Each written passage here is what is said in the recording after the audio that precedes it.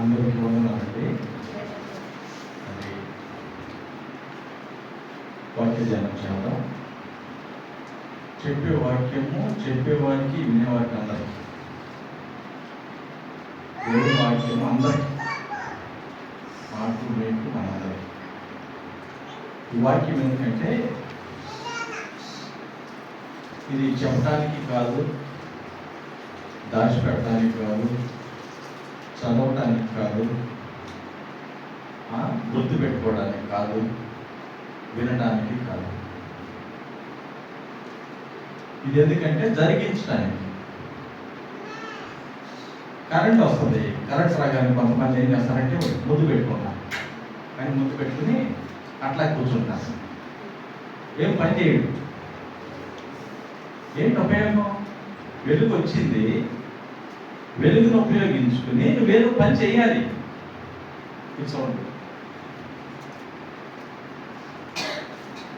దేవుడు వాక్యం ఇచ్చాడు, ఇది జరిగించడానికి. కళ్ళకు అద్దుకుని ముద్దు పెట్టుకుని ఇంట్లో పెట్టిలో జాగ్రత్తగా పెట్టి దీన్ని పవిత్రంగా తల దగ్గర పెట్టుకుని దానికి కాదు. దేవుని వాక్యము అందరూ అక్కడ నిద్ర వస్తున్నా జరిగించడానికి. అందుకని ఏంటంటే ఏ మినహాయం పొందదు. ఇది మనుషులందరూ జరిగించడానికి దేవుడు మానవులకు ఇచ్చినటువంటి దేవుని మాట. దీనిలో నుంచి ఒక భాగాన్ని చదువుదాం. దేవుడిని అంగీకరించిన వారికి ఏమని చెప్పాడంటే దేవుని పిల్లలు అని చెప్పాడు. తెలుసా సంగతి? ఎవరైతే యేసు ప్రభువు వారిని అంగీకరిస్తారో వారందరూ ఎవరు? ఎక్కడ రాసింది? అది ఎక్కడ రాసింది? ఒకసారి తీయండి. గలతీ పత్రిక 3వ అధ్యాయం 26వ వచనం.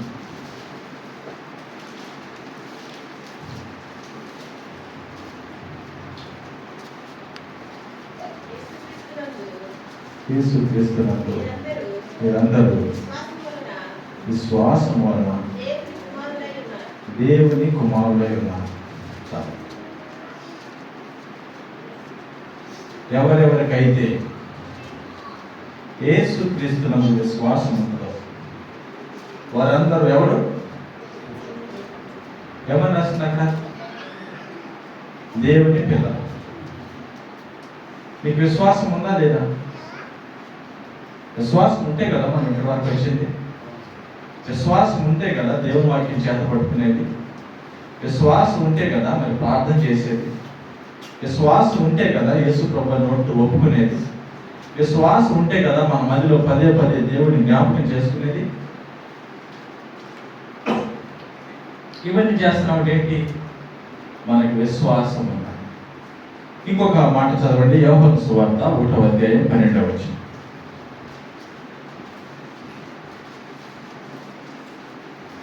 యోహాను సువార్త 1వ అధ్యాయం 12వ వచనం. తన నామమునందు విశ్వాసం ఉంచిన వారికి దేవుని పిల్లలగుటకు ఆయన అధికారము అనుగ్రహించి. ఎవరైతే దేవుని యందు విశ్వాసం ఉంచుతారో వారందరికి దేవుడే అధికారం ఇచ్చారంట. ఏమని? దేవుని కుమారుడు అని చెప్పుకోవచ్చు. కానీ నేను దేవుని సంతానం, నేను దేవుని కుమార్తెను, నేను దేవుని కుమారుడును.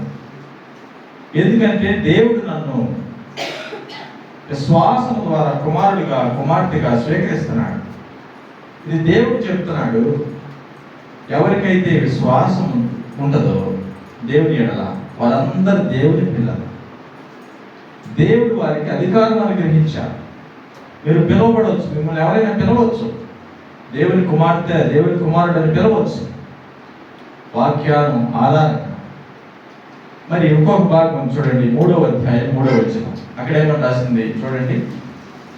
యోహాను సువార్త 3వ అధ్యాయం 3వ వచనం. అందుకు యేసు ఒకడు భర్తగా జన్మిస్తే కానీ అతను దేవుని రాజ్యం చూడలేడని మీతో నిశ్చయముగా చెప్తున్నాను.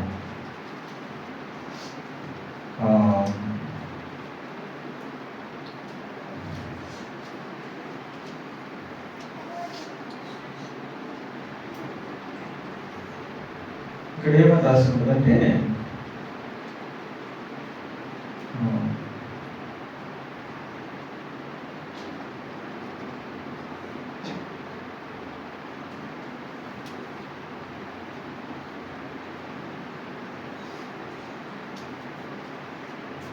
ఒకడు కిందకి చదవండి అక్కడికి. అందుకు నికోదేము ఒకడు నీటి మూలముగాను ఆత్మ మూలముగాను జన్మించితేనే కానీ దేవుని రాజ్యం చాలు. ఇక్కడ ఒక వ్యక్తి నీటి మూలముగా ఆత్మ మూలముగా జన్మించాలి. తర్వాత రోమా పత్రిక 8వ అధ్యాయం 14వ వచనం ఒకసారి తీయండి. మీకు కలిపి చెప్తాను, ఒకసారి అర్థం అవుతుంది. రోమా పత్రిక 8వ అధ్యాయం 14.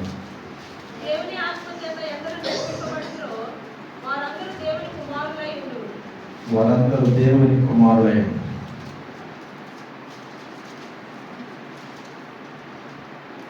ఇక్కడ రాసింది విశ్వాసం ఉంచిన వారందరూ దేవుని కుమారులు. నువ్వు దేవుని కుమారులుగా నీకు నీవే పిలువబడటం లేదు, నీకు నీవే నిర్ణయించుకోవటం లేదు.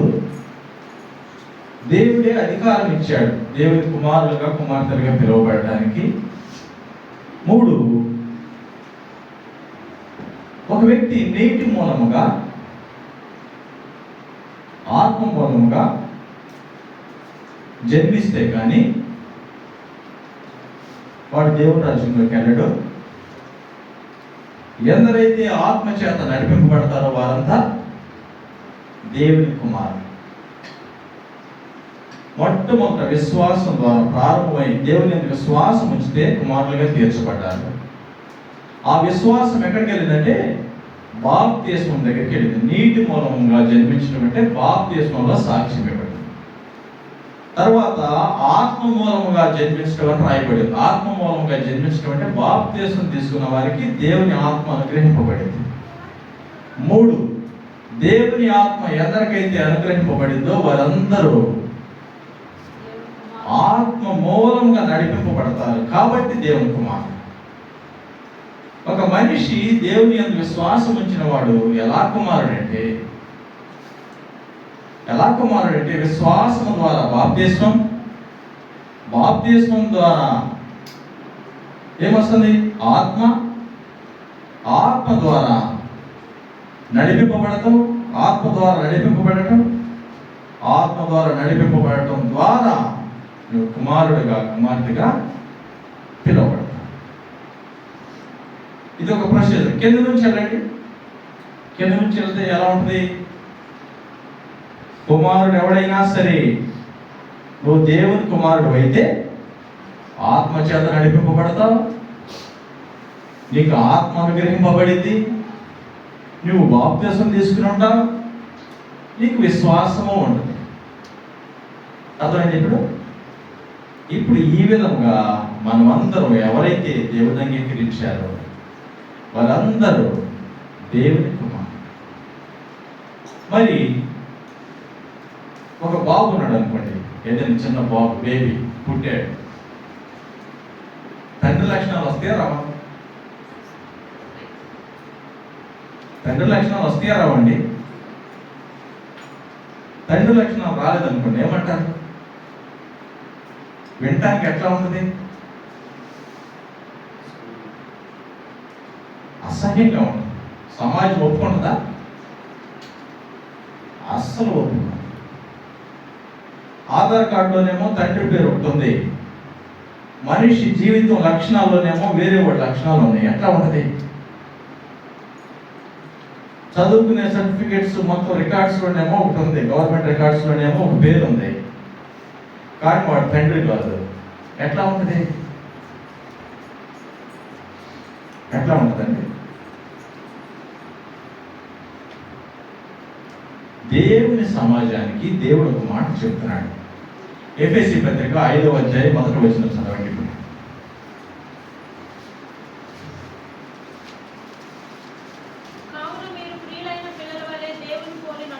కావున మీరు ప్రియులైన పిల్లల వలె దేవుని పోలి నడుచుకోండి. ఇక్కడ ఏమని రాస్తుంది? ప్రియులైన పిల్లలు. మీరు దేవునికి ప్రియులైన పిల్లల వలె దేవుని పోలి నడుచుకోండి. ఇది ఆజ్ఞ. దేవాది దేవుడు మనుషులకి ఆజ్ఞిస్తున్నాడు. ఎందరైతే విశ్వాసం ఉంచుతారో, ఎవరైతే బాప్తిసం తీసుకున్నారో, ఎవరైతే ఆత్మ పొందారో, ఎవరైతే ఆత్మానుసారంగా జీవిస్తున్నారో, ఎవరైతే కుమారులుగా పిలువబడుతున్నారో వారందరికీ ఒక మాట చెప్తున్నాడు దేవుడు, నాకు మీకు మనందరికీ. ఏమని? ప్రియులైన పిల్లల వలె ఏమన్నది? దేవుని పోలి నడుచుకోండి. దేవుని పోలి నడుచుకోవటం అంటే ఏమిటి?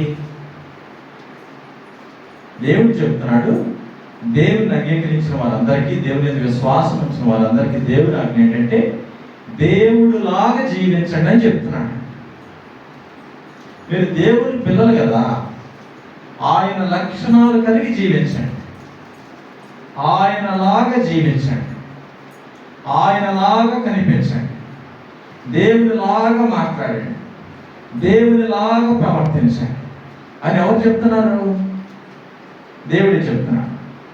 మనం ఏమంటాం? ఏవైనా కఠినంగా ఏదైనా ఒక మాట చెప్తే, కొంచెం బలవంతంగా మనకి ఇష్టం కాని విధంగా ఏదైనా దేవుని మాట చెప్తే ఏమంటామండి?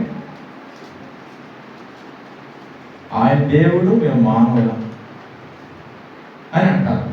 అన్నారు ఎప్పుడైనా? విన్నారా? అలా ఎలా బ్రతుకుతామండి అంత కఠినంగా? ఆయన అంటే దేవుడు, మనకు కుదరదు అంటారా లేదా? ఎందుకు అంటారంటే ఆ మాట మీరు ఎవరైనా ఉంటే, లేకపోతే ఎవరైనా అన్నవారు ఉంటే ఆ మాట ఎందుకు అంటారంటే, ఆ సంసిద్ధత లేనప్పుడు, దేవుని వాక్యము హృదయంలోకి తీసుకుని విధేయత చూపించే ఉద్దేశం లేనప్పుడు, నీకు అంత ఆసక్తి లేనప్పుడు, దేవుని ఇష్టానుసారంగా బ్రతికే అంత లోబడే స్వభావం నీకు లేనప్పుడు ఏంటంటే ఏదో ఒక మాటని తప్పించుకుంటాం, ఏదో ఒక విషయం చెప్తాం. ఎందుకంటే విధేయత చూపించే ఉద్దేశం నీకు లేదు. నువ్వు ఇష్టానుసారంగా నీ లక్షణాలతోనే నువ్వు బ్రతకటానికి ఇష్టపడతావు. దేవునిలాగా మారటానికి, దేవునిలాగా జీవించడానికి నువ్వు ఒప్పుకోవట్లా. అందుకని ఏమంటావంటే సాకులు చెప్తావు. అందుకని ఏం చెప్తావంటే నువ్వు జరిగించకుండా ఏదో ఒకటి చెప్తావు. కానీ ప్రయత్నం చేస్తానని ఒక మాట. కానీ నేను బలహీనుడిని, నేను చేస్తానో చేయలేను, ప్రభు నాకు సహాయం చేయి, నేను ఆ విధంగా బ్రతకడానికి ప్రయత్నం చేస్తా అని అనవు. ఎందుకంటే నీకు అసలు ఇష్టమే లేదు. కానీ బైబిల్ పట్టుకుని వస్తావు, తల మీద ముసుగేస్తావు, తెల్ల బట్టలు వేస్తావు, అందరికి కనపడేటట్టు ప్రార్థన చేస్తాం. కానీ విధేయత చూయించు. అంతరంగంలో విధేయత ఉండదు, హృదయంలో ఒక నిర్ణయం ఉండదు, యథార్థంగా ప్రవర్తించే ఉద్దేశం ఉండదు. డ్రామా కంపెనీ చక్కగా నటిస్తాం. ఒక మనిషి చెప్తారు, నేనైనా మీరైనా మన మనుషుల్ని మోసం చేయొచ్చు. నేనైనా మీరైనా మన మనుషుల్ని మోసం చేయొచ్చు. మనుషులకి ఇంపుగా జీవించవచ్చు, మనుషుల్ని మెప్పించవచ్చు. దేవుడు ఏమని రాస్తుంది దేవుని వాక్యంలో? నరుని ముఖం దేవుడు లక్ష్య పెట్టడు, చూడటం. నువ్వు ఎట్లా ఉన్నావో చూడటం, నీ అంతరంగం చూస్తాడు. నీ అంతరంగం చూస్తాడు. నీ ఆలోచన విధానం ఎలా ఉంది, నీ ప్రవర్తన ఎలా ఉంది, నీ జీవితం ఎలా ఉంది, నువ్వు ఎంత విధేయత చూపిస్తున్నావు అన్నది నాకైనా నీకైనా దేవుడు ఏం చూస్తాడు? అంతరంగం చూస్తాడు. మరి బాహ్యంగా ఎంతకాలం అలంకరించుకుంటాం? బాహ్యంగా ఎంతకాలం భక్తిగా నటిస్తావు, మరి బాహ్యంగా ఎంతవరకు మంచిగా కనిపిస్తావు, మరి బాహ్యంగా ఎంతవరకు నిన్ను నువ్వు మోసం చేసుకున్నావు. దేవుని వాక్యం ఏమని రాయబడింది? మోసపోకుడి, దేవుడు వెక్కిరింపబడు. నువ్వు దేవుని వెక్కిరిస్తావా? దేవుని కుమారులాగా జీవిస్తున్నాడు, దేవుని కుమార్తెలాగా బ్రతుకుతున్నాడు, దేవునికి అనుకూలమైన జీవితం జీవిస్తున్నాడు, దేవుడు చెప్పినవన్నీ జరిగిస్తున్నాడు. అట్లా కనిపిస్తా దేవుడు మోసం చేస్తావా? అది ఎంత మాత్రమును తగదు. దేవునికి మరుగైనది ఏమైనా ఉందా? దేవునికి మరుగైనది ఏమీ లేదు. అంతరింద్రియములను పరీక్షించువాడు నీ ముఖము చూడడు, నీ వేషధారణ చూడడు, బాహ్యమైన దేని చూడడు. నీ అంతరంగంలో దేవునికి నువ్వు ఇచ్చేటువంటి ప్రాధాన్యత, నీ అంతరంగంలో దేవునికి నువ్వు చూపించేటువంటి విధేయత దేవుడు చూస్తాడు. అక్కడేమనుంది? ఇప్పుడు చూడండి, ప్రియులైన పిల్లల వలె దేవుని పోలి నడుచుకోండి.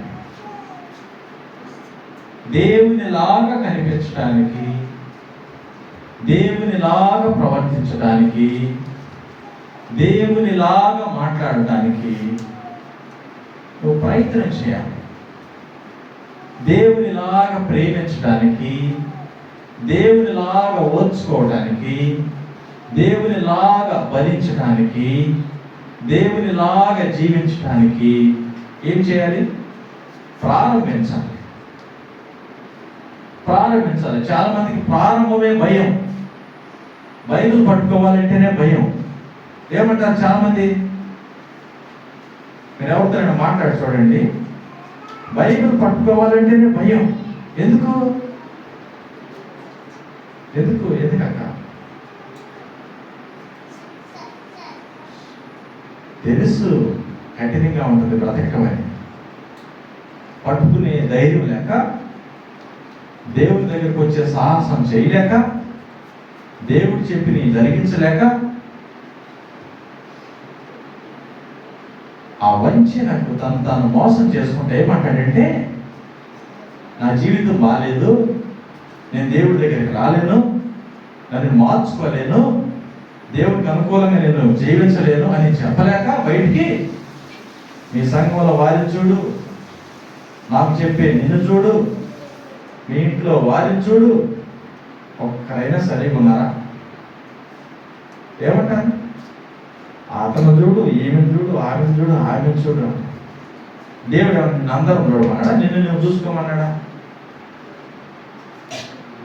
నాకు నేను జవాబుదారి దేవునికి, నీకు నీవు జవాబుదారి దేవునికి. ఏ మానవుడిని చూసినా, ఎంతటి గొప్పవాడిని చూసినా ప్రతి జీవితంలో లోపాలు ఉంటాయి, ప్రతి జీవితంలో కాని విషయాలు ఉంటాయి. ఒక మానవుడు చూసి ఎవడు కూడా ముందుకెళ్ళలేడు. నువ్వు దేవుని వాక్యం చేత పట్టుకోవాలి, దేవుని వైపు చూడాలి, దేవుని ఆజ్ఞలు తీసుకోవాలి. అప్పుడు నువ్వు ముందుకు ప్రయాణం అవుతావు. దేవుని వాక్యంలో ఏమని రాయబడి ఉంది? నీతిమంతుడు లేడు, ఒక్కడు లేడు.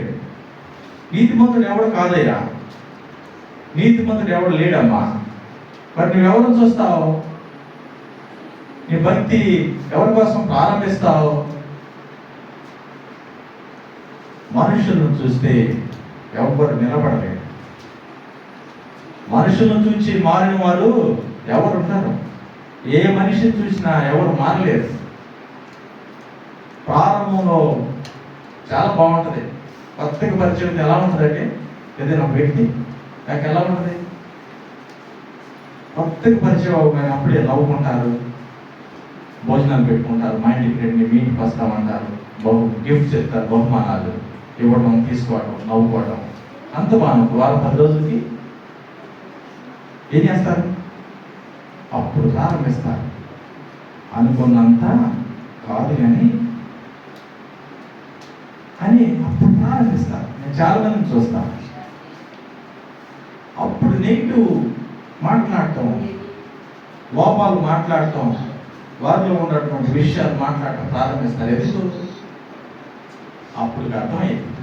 దేవుని వాక్యం చెప్తుంది, నువ్వెవరిని చూడకముందే, ఎవరిని వినకముందే, ఎవరితో పరిచయం లేకముందే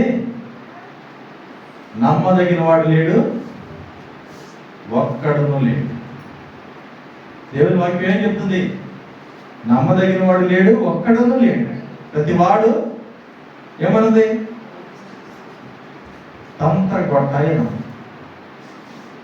నువ్వు వింటా ఉంటే ఏదో తినిపిస్తూ ఉంటాడు ఎవడైనా. ప్రతివాడు వాడికి అనుకూలంగా మాట్లాడుతూ ఉంటాడు.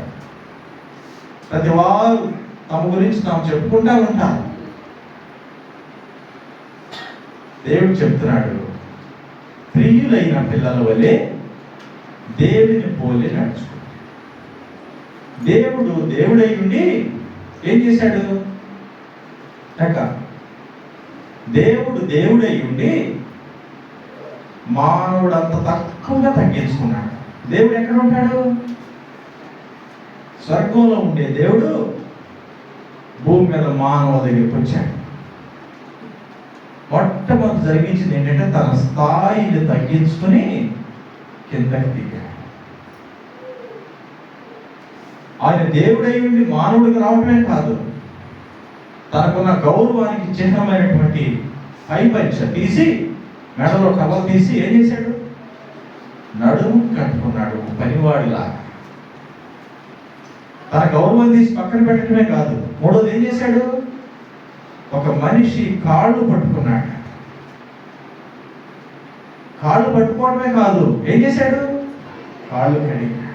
కాళ్ళు కడగటమే కాదు, మళ్ళీ ఏం చేశాడు? తన గౌరవాన్ని తీసి ఆ పాదాలు తుడిచాడు. ఏమిటి ఆ తగ్గింపు? ఏమిటండి అసలు? దేవుడై ఉండి మానవుడిగా పుట్టి ఆ మానవుడికున్న గౌరవాన్ని కూడా తీసివేసి మరలా కింద పెట్టి దానికంటే మానవుడిని హెచ్చుగా చూసి తన కాళ్ళు కడిగి తన గౌరవానికి చిహ్నమైనటువంటి తన పై వస్త్రం తీసి తన పాదాలు తుడిచాడు.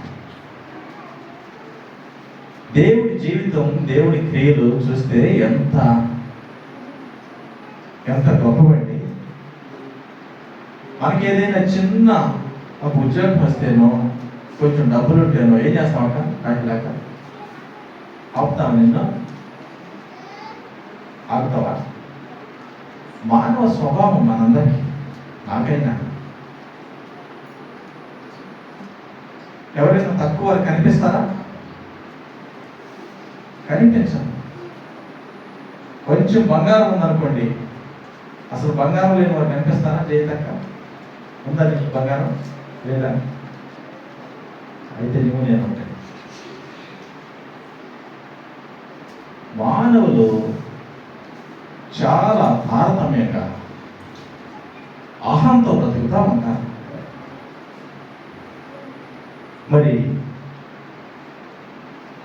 దేవుడు చెప్తున్నాడు, దేవుని పిల్లలకు తగినట్టుగా బ్రతకండి, దేవుడు జరిగించినవి చేయడానికి ప్రయత్నించండి, ప్రారంభించండి అని చెప్తున్నాడు. రెండవ వచనం చదవండి. ఎఫెసీ పత్రిక 5వ అధ్యాయం 2వ వచనం. క్రీస్తు మిమ్మల్ని ప్రేమించి పరిమళ వాసనగా ఉండటకు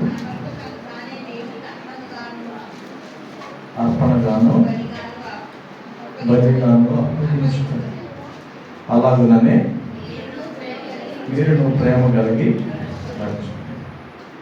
ఇట్లా దేవుని పోలి నడుచుకోవటం ఎవరైనా ప్రారంభిస్తే, ప్రయత్నం చేస్తే ఎవరు గెలుస్తారు చెప్పండి? మనిషికి, ప్రతి మనిషికి, మనందరికీ మ్యాన్లీ నేచర్ ఉంటుంది, అంటే మానవ స్వభావం ఉంటుంది. ఆ మనిషిగా పుట్టే కదా మానవ స్వభావం ఉంటుంది. ఎందరైతే ఆత్మచేత నడిపింపబడతారో వారందరూ దేవుని కుమారులు అని ఉంది. మనలో దేవుని ఆత్మ దేవుడు మనకు ఇచ్చాడు. మన దేవుని కుమారుడు ఆత్మచేత నడిపింపబడుతున్నాము, కానీ దేహంలో ఉన్నాం. ఈ దేహానికి ఉన్నటువంటి స్వభావం, ఈ మ్యాన్లీ నేచర్ డామినేట్ చేస్తా ఉంది. ఆత్మ స్వభావం, మానవ స్వభావం రెండు ఒకదానికి ఒకటి పోటీ పడతా ఉంటాయి. మరి ఎవరు గెలుస్తారు? అసలు ఎప్పుడైనా ప్రయత్నం చేశారు? దేవుడిలాగా బ్రతకడానికి ఎప్పుడైనా ప్రయత్నం చేశారు? చేశారు. చేస్తాం. మనం కొన్ని మాటలు భరిస్తాం, కొన్ని నిందలు భరిస్తాం, కొన్ని అవమానాలు భరిస్తాం, మరి కొంతమందిని క్షమిస్తాం, మరి కొన్నిసార్లు దాతృత్వంగా ప్రవర్తిస్తాం, లేని వారికి ఇస్తాం, లేనప్పుడు తీసుకుంటాం. ఇవే దేవుడిలాగా ప్రవర్తించడం అంటే, దేవుడి పోలి నడుచుకోవడం అంటే. ఇట్లా ప్రవర్తించేటప్పుడు ఎప్పుడైనా భారంగా అనిపించిందా మీకు? భారంగా అనిపించిందా? అనిపించిందట?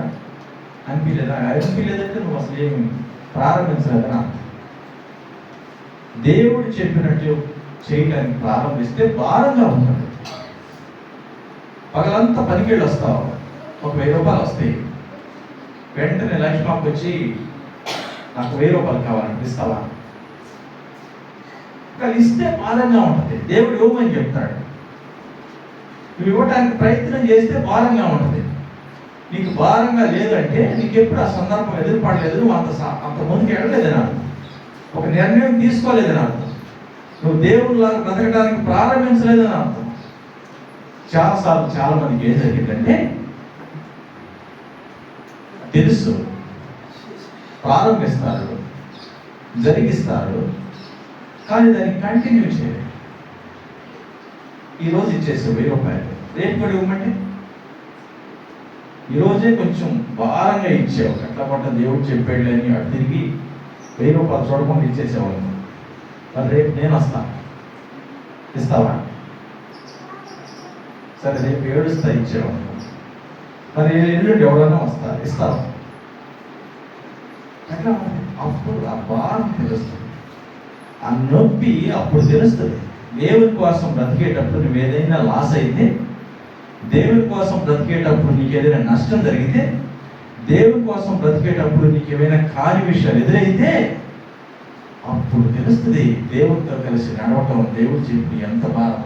ఏం చేయమనుకో, నువ్వు అట్లా నవ్వుతా ఉంటావు. వేసినా నువ్వు అట్లా నవ్వుతా ఉంటావు, ఎందుకంటే నువ్వేం చేయవు కదా. అట్లా నవ్వుతా, అట్లా వస్తావు, అట్లా వెళ్తావు. మనుషులందరికీ ఏమిటంటే, మనందరికీ దేవుడు చెప్పేది మార్పు చెందిన జీవితం కావాలి. మనం లోకంలో దేవుడిని అంగీకరించుకుని ఎలా జీవించామో ఇప్పుడు అలానే జీవిస్తాం. కాబట్టి వచ్చి 1 నిమిషం ప్రార్థన చేసి ఆ రొట్టె తీసుకుని వెళ్తాం.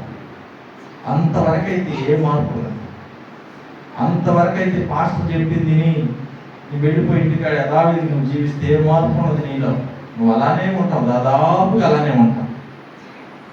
నీలో మనిషిలో ఎప్పుడైతే మార్పు ఎప్పుడు వస్తుందంటే, నువ్వు ఇంటి దగ్గర చదవటం ప్రారంభిస్తే, నువ్వు చదివింది అర్థం చేసుకోవడానికి ప్రయత్నం చేస్తే, నీకు అర్థమైంది జరిగించడానికి ప్రారంభిస్తే, అప్పుడు దేవుడు అర్థం అవడం ప్రారంభిస్తాడు. అప్పుడు దాకా అర్థం కాడేక దేవుడు ఏం చెప్పాడు. ఏమన్నది ఇప్పుడు చదవండి, 2వ వచనం. చాలా మందికి ఇట్లా ప్రయత్నం చేసి దేవుడు చెప్పి జరిగించడానికి చేసి, 1 సారి 2 సార్లు 3 సార్లు జరిగించి 4వ సారి విడిచిపెట్టేసి ఇక దేవుడు ఓడిపోతాడు. దేవుడు ఓడిపోయి మనమే గెలుస్తాం, మన ఇష్టమే జరిగిస్తాం.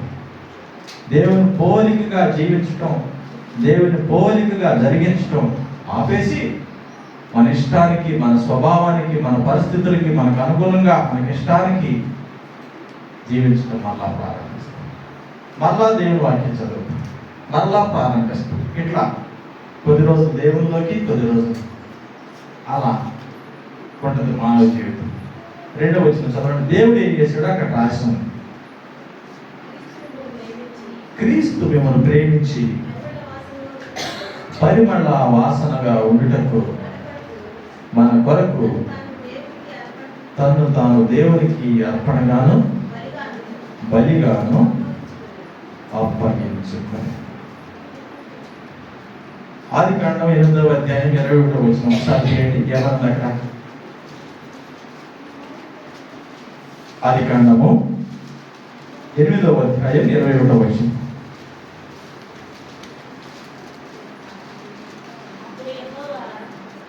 అప్పుడు యెహోవా ఇంపైన సువాసన ఆగ్రహించి ఇక మీద నరులను భూమిని మరలా చెప్పిపోతారు. 20వ వచనం ఒకసారి చదవండి. 20వ వచనం. అప్పుడు నోవాహు యెహోవాకు బలిపీఠం కట్టి పవిత్ర పశువులన్నిటిలోను పవిత్ర పక్షులన్నిటిలోను కొన్ని తీసుకొని ఆ పీఠము మీద దహన బలి అర్పించెను. అప్పుడు యెహోవా ఇంపైన సువాసన ఆగ్రహించి ఇక మీదట నరులను బట్టి భూమిని మరలా శపించాడు. చాలా ఇక్కడ ఒక విషయం జరిగింది.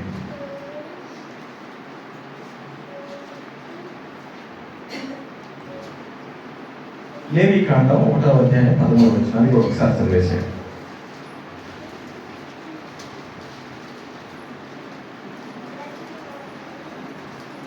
1 నుంచి 13 వరకు మీరు ఇంటి దగ్గర చదవండి. 13వ వచనం చదవండి. 1:13.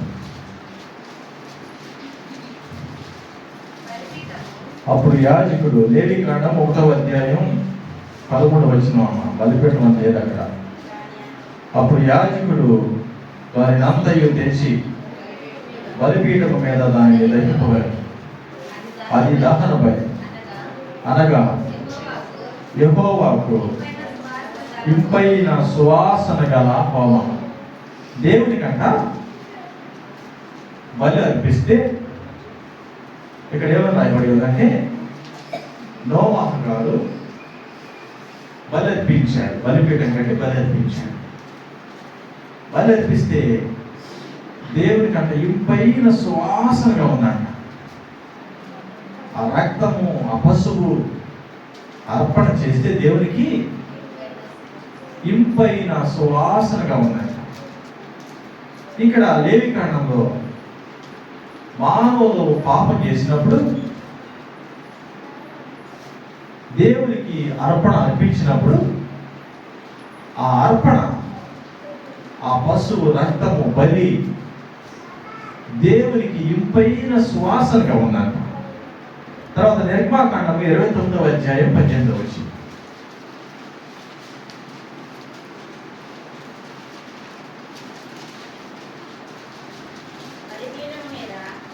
బలిపీఠము మీద ఆ పొట్టేలంతయు దహింపబలెను. అది యెహోవాకు దహన బలి, యెహోవాకు ఇంపైన సువాసన గల హోమం. ఈ 3 సందర్భాల్లో ఈ విషయాన్ని చూస్తాం మనం. ఏమిటంటే, ప్రభువుల వారికి పాత నిబంధన కాలంలో ఏదైనా బలి అర్పించినప్పుడు, ఏదైనా ఒక అర్పణ దేవునికి అర్పించినప్పుడు అది దేవునికి ఎలా ఉందంటే ఇంపైన సువాసన గల హోమం. ఒక బలి అర్పిస్తే దేవునికంట సువాసనగా ఉందంట. దాన్ని ఆగ్రహిస్తున్నాడంట, తీసుకుంటాడట లోపలికి. దేవుడేమో స్వర్గంలో ఉన్నాడు, మానవులేమో భూమి మీద ఉన్నారు. మానవులు దేవుని దగ్గరికి ఒక అర్పణ తీసుకెళ్తున్నారు. ఆ అర్పణ అర్పించినప్పుడు దేవునికి ఆ అర్పణ తీసుకుంటాడు. ఎలా? సువాసనలాగా తీసుకుంటాడంట. ఇప్పుడు ఎఫెసీ పత్రిక 5వ అధ్యాయం 2వ వచనంలో ఏమన్నదంటే, దేవుడు పరిమళ వాసనగా ఉన్నటువంటి స్వీట్ అరోమా అంట, తీయటి వాసన అంట. ఆ వాసన బలి దేవునికి తీయగా ఉంటుందంట అర్పణ. ఇప్పుడు తీయండి 5:2 ఏమన్నది అక్కడ? క్రీస్తు మిమ్మల్ని ప్రేమించి పరిమళ వాసనగా ఉండటకు మన కొరకు తను తాను దేవునికి అర్పణగాను బలిగాను అర్పించు. దేవుడు ఎందుకు చనిపోయాడంటే మానవుల్ని ప్రేమించి, మరి అర్పణ కావాలి కదా, దేవుడు ఆ స్వీట్ అరోమా తీసుకోవాలి కదా, హోమం ఆగ్రహించడానికి. మరి బలిపశువు ఎవరు ఎవరు ఎవరు ఎవరు అంటే దేవుడే బలైపోయాడు. ఆ విషయం మనకు తెలుసు. ఆ ఎందుకు బలయ్యాడంటే దేవుడు మానవులను ప్రేమించి దేవుని చిత్తం జరిగించడానికి మరి బలి అయ్యి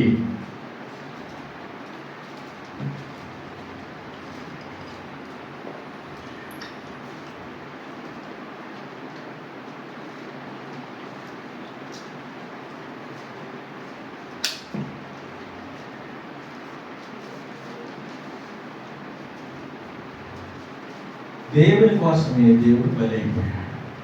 అప్పుడంట దేవునికి పరిమళ వాసన. ఒక జంతువుని అర్పణగా అర్పించిన దేవునికి పరిమళ వాసనే.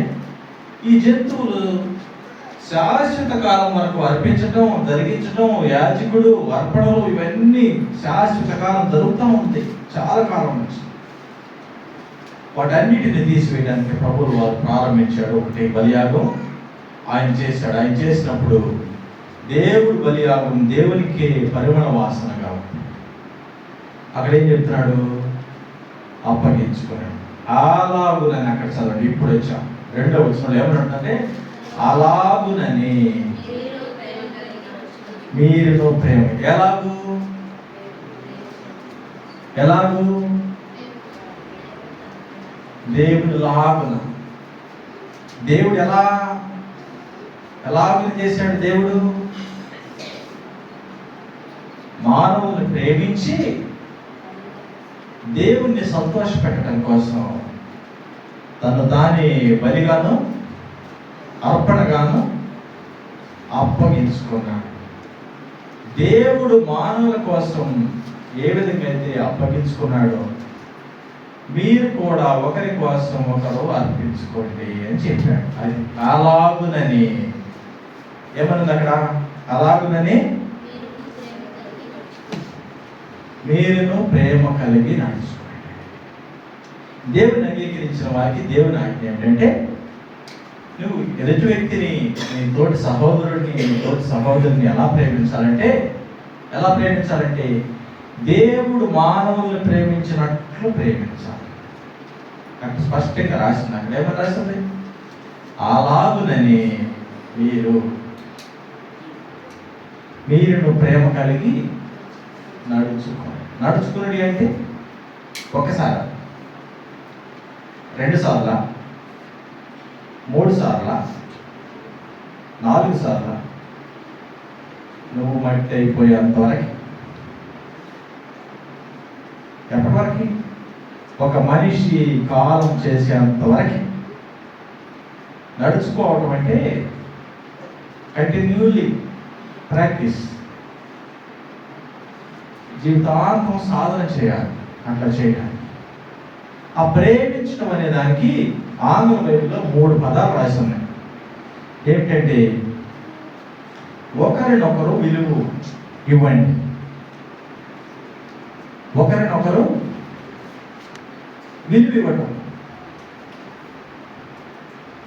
నీ తోటి సహోదరుని విలువగా ఎంచాలి. విలువగా ఎంచడం అంటే ఏంటి? వారికి ఉన్న పరిస్థితిని, వారు చేసే క్రియలని, వారు చేసే భక్తిని, వారు చేసే ప్రార్థనని, వారికి ఉన్నటువంటి అవగాహనని గౌరవించు, ప్రశ్నించుకో. ఒకవేళ నీకు తెలిసేమో, ఒకవేళ నువ్వు బాగా ప్రార్థన చేస్తావేమో, ఒకవేళ దేవుడు నీకు వరాలు ఇచ్చేడేమో, ఒకవేళ దేవుడికి వారికంటే నీ పరిస్థితి బాగుందేమో, అయినా తృణీకరించదు, గెలుచి ఎదుటి వ్యక్తిని, నీ తోటి సహోదరుని ఒకరినొకరు విలువ ఇవ్వాలి. ఏ సంఘంలోనైనా ఎక్కడైనా ఏం చేస్తారు? విలువ ఇవ్వం. ముందు విలువిస్తాం. ఎట్లా? మనిషి ముందు నవ్వుతాం, వందనాలు చెప్తాం, వెళ్ళిపోయినాక ఏం చేస్తాం? అప్పుడు అంతరంగంలో ఉన్న విషయాలన్నీ మాట్లాడతాం, ప్రారంభిస్తాం. ఏదో వచ్చేడులే, వాడు ఏదో పని మీద వస్తాడు, ఒట్టిగా రాడు, అక్క కనపడినంత మంచిది కాదు కానీ అట్లా కనిపిస్తుంది అని ఏం చేస్తాం? మనిషి వెనకాల మాట్లాడతాం. మనిషి లేనప్పుడు విలువ వేరు, మనిషి ఉన్నప్పుడు విలువ వేరు. అట్లా ప్రవర్తిస్తాం మనం. దేవుడు అంటాడు అట్లా ప్రవర్తిస్తారని అట్లా ప్రవర్తించొద్దని చెప్పాడు. దేవుని ఆజ్ఞలు ఎందుకంటే మనం ఆ విధంగా ఉండవు కాబట్టి. స్వతహాగా ఏ మనిషికి అటువంటి లక్షణాలు ఉండవు. స్వతహాగా మనిషి మంచివాడు కాదు, కానీ నువ్వు మంచివాడు కాదంటే ఒప్పుకోడు. ఒప్పుకుంటారక్క? నువ్వు మంచివాడు కాదక్క అంటే ఒప్పుకుంటావా? ఒప్పుకోడు. ఎందుకు ఒప్పుకుంటావా? దేవుడు చెప్తున్నాడు ప్రేమించడం అంటే ఒకరినొకరు విలువ ఇవ్వటం. రెండవది, ఇతరులకు ఉన్నటువంటి పరిస్థితుల్లోకి నేను ఊహించుకో. నీతోటి సహోదరుడికి సహోదరికి ఏదైనా బాగోకపోతే, లేకపోతే ఏదైనా ఇబ్బందులు అయితే, ఏదైనా ఆర్థిక ఇబ్బందులు అయితే, ఆరోగ్య సమస్యలు అయితే, ఏదైనా అయితే ఆ పరిస్థితిలో నీవు ఉంటే నువ్వు ఎలా ఉంటావు అని అర్థం చేసుకోవడానికి నువ్వు ఆ పరిస్థితిలో ఉన్నట్టు ఊహించుకో. ఆ కాని పరిస్థితిలో నువ్వు ఉంటే నువ్వు ఎలా ప్రవర్తిస్తావో ఒక్కసారి నువ్వు ఆ పరిస్థితులకు వెళ్ళు. వట్టిగా లాలి మాటలు వద్దు, వట్టిగా జాలి మాటలు వద్దు. ఆ కాని పరిస్థితిలో నీవు ఉంటే నువ్వు ఎలా ప్రవర్తిస్తావు?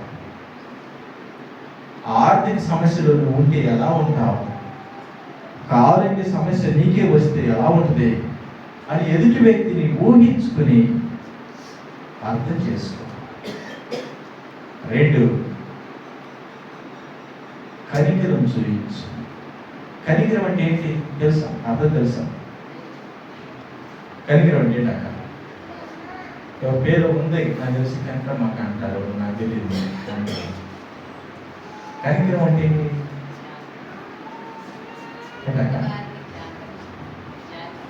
జారిపడటం.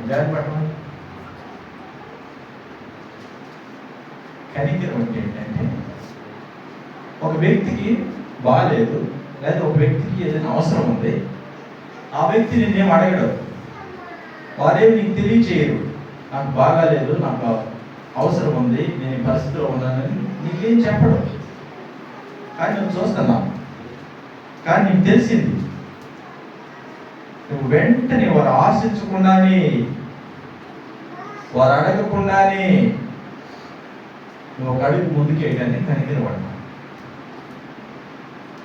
ఒక కాని పరిస్థితిని చూసి నీ కాలు ముందుకు వేయడానికి, నీ జేబులో చేయి పెట్టడానికి, నీ ఇంట్లో ప్లేట్లో భోజనం పెట్టడానికి నువ్వు ముందుకు వెళ్తున్నావంటే దాన్ని కనికరపడ్డావు.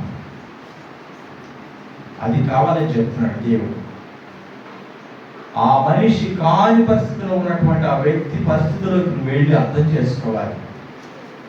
వారి భావోద్వేగాలు ఏంటి, వారి పరిస్థితి ఏంటి, వారి స్థితిగతులు ఏంటి అని మా పరిస్థితుల్లో నిన్ను ఊహించుకుని అర్థం చేసుకోవాలి. ఒకటి. రెండు, వారు అడగక ముందే ముందుకెళ్ళి ప్రయత్నం చేయాలి. ఏదైనా చేయడానికి నువ్వు చేయగలిగిందే. నువ్వు చేయలేదు ఎప్పుడు దేవుడు నీకు ఉపదేశించడు చేయమని. మనం చేయగలిగింది చేయడానికి ప్రారంభించాలి. మూడోది ఏమిటంటే స్వార్థం లేకుండా ఎదుటి వ్యక్తికి మంచి కోరాలి. ఎట్లా ఇది ప్రాక్టికల్గా ఎట్లా? స్వార్థం లేదు. అందరూ ఏదైనా ఒక శుభవార్త చెప్తే ఏమని చెప్తారు? మంచిదేనమ్మా, మంచిదేలయ్యా అంటారు. మంచిదేనది నిజమేనా? నిజమేనాక? నిజం కదా? ఏదైనా ఒక శుభవార్త చెప్పి చూడండి. అలానా మా బాబుకి, మా అమ్మాయికి పెళ్లి కుదిరిందయ్యా అన్నారు అనుకోండి. మంచిదేనమ్మా, శుభవార్త చెప్పావు అని అంటారు. మళ్ళీ నాకేమంటారు? ఏంటి సంబంధాలు చెబుతూ ఎంతకాలం అయింది, మీకు ఏం తెలుసు ఆ సంగతి? ఏంటి పైకి ఒకటి లోపలికి ఒకటి డ్రామా. వందనాలు కూడా చెబుతావు ముందు. మరి ఒకవేళ నీ పొలానికి మందు కొట్టడానికి తీసుకొచ్చావు అనుకో, మందు కొట్టావు, మందు సరిగ్గా పని చేయాలి. వెంటనే మీ ఇంటి పక్కన కూడా మందు తీసుకొస్తున్నాను అనుకో, చెబుతావా దగ్గర పని చేయదని? చెప్పవు. ఎందుకని? ఎదుటి వ్యక్తి అతని మంచితనాన్ని నువ్వు కోరలేవు. వాడికి కూడా తెలియాలి, నష్టపోతే కానీ తెలుసుకుంటాడు. అది ఏం చేస్తారు? చెప్తారా? చెప్పరు. ఏదైనా షాపింగ్కి వెళ్ళారు అనుకోండి, ఎవరైనా కొనడానికి వెళ్ళారు, మిమ్మల్ని ఎవరో కంపెనీకి తీసుకెళ్ళారు తోడు, నీకు తెలుసు ఏదైనా ఒక సలహా ఇవ్వచ్చు, ఇస్తావా? ఇవ్వవు. అక్కడ చూస్తూ ఉంటావు, అటు చెప్తావు, జూజాయిగా చెప్పినట్టు ఉండి ఉండనట్టు.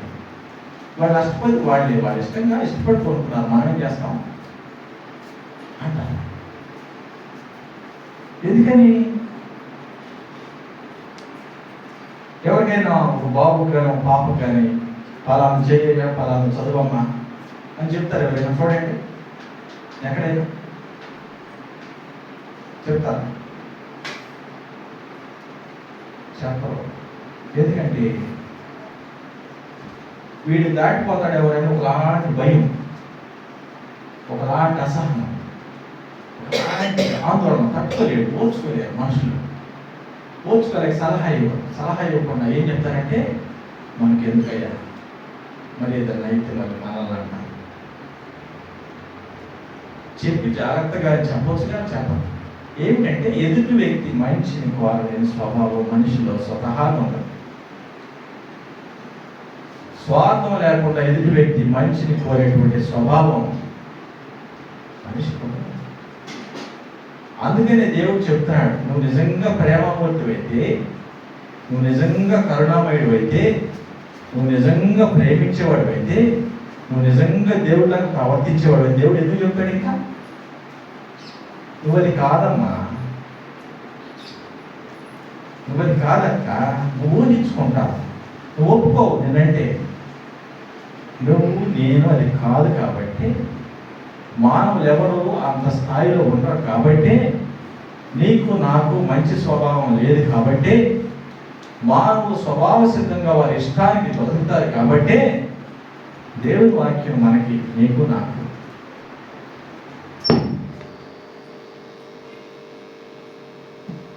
మరి అటువంటి దేవుని వాక్యము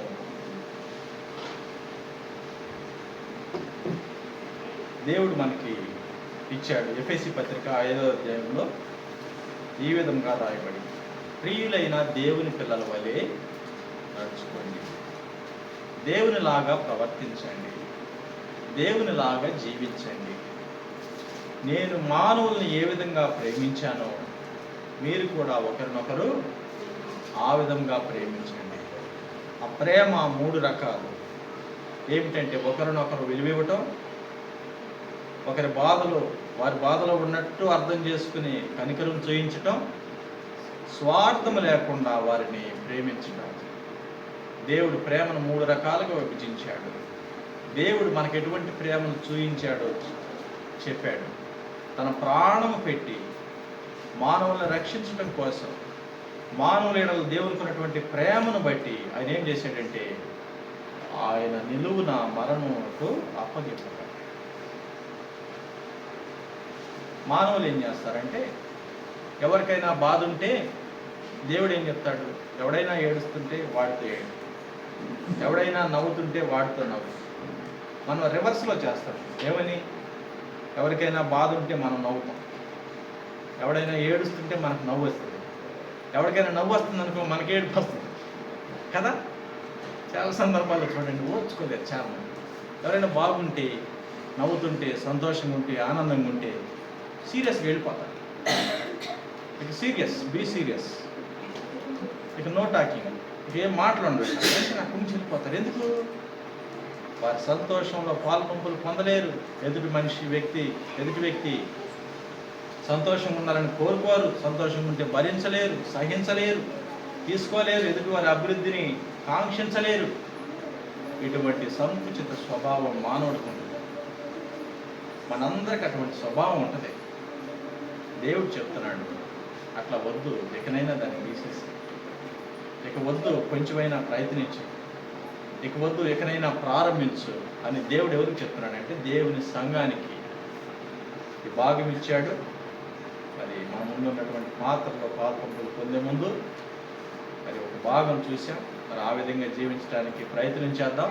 దేవుని వాక్యానుసారంగా బ్రతకడానికి మరి ప్రారంభిద్దాం. దేవుడు అటువంటి అవకాశం నాకు, మీకు, మనందరికీ అనుగ్రహించుగా.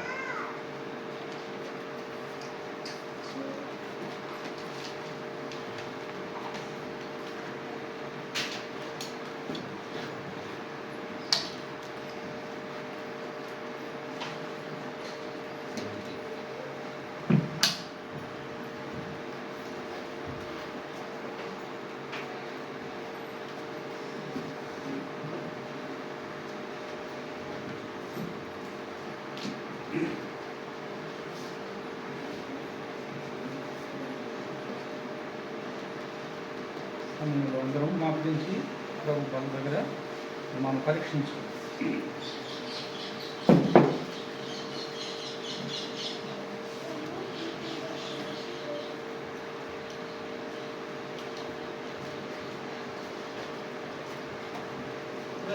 తండ్రి, పరిశుద్ధుడైన దేవ, ఈ ఘనమైన పరిశుద్ధమైన పాదాలకు వందనాలు తెలుస్తున్నాం. భూమి మీద నాయన మమ్మల్ని ప్రేమించారు, మా కొరకై ప్రాణం పెట్టారు.